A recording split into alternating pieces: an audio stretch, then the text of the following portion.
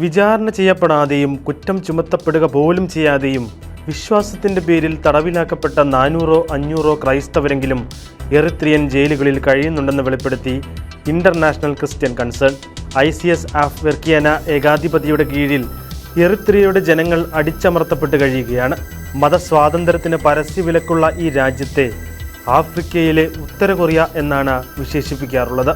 രാജ്യത്തെ ജനങ്ങളിൽ ഭൂരിഭാഗവും ക്രൈസ്തവരും മുസ്ലിമുകളും വരുന്ന ഒരു രാജ്യമായിട്ടും ICS അഫ്രിക്ക എന്ന ഏകാധിപതിയുടെ നേതൃത്വത്തിലുള്ള People's Front for Democracy and ജസ്റ്റിസിൻ്റെ ഗവൺമെൻറ് മതപരമായ എല്ലാ അനുഷ്ഠാനങ്ങൾക്കും കർശനമായ വിലക്ക് ഏർപ്പെടുത്തിയിരിക്കുകയാണ്.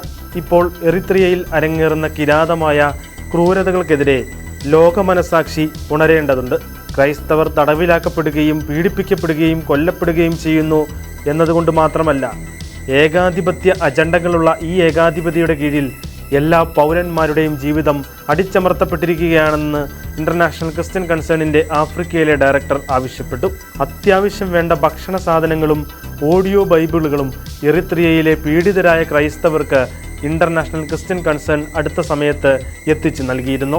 തടവിലാക്കപ്പെട്ടവരുമായും മോചിതരായവരുമായും സംസാരിക്കുകയും തടവിലാക്കപ്പെട്ടവരുടെ അവസ്ഥ മനസ്സിലാക്കുകയും ചെയ്തിരുന്നു. തന്നെ പാർപ്പിച്ചിരിക്കുന്നത് ഷിപ്പിംഗ് കണ്ടെയ്നറിലായിരുന്നുവെന്ന് എറിത്രിയൻ തലസ്ഥാനമായ അസ്മാരയിൽ നേരത്തെ തടവിലായിരുന്ന മിയ സർവ എന്നയാൾ പറഞ്ഞു.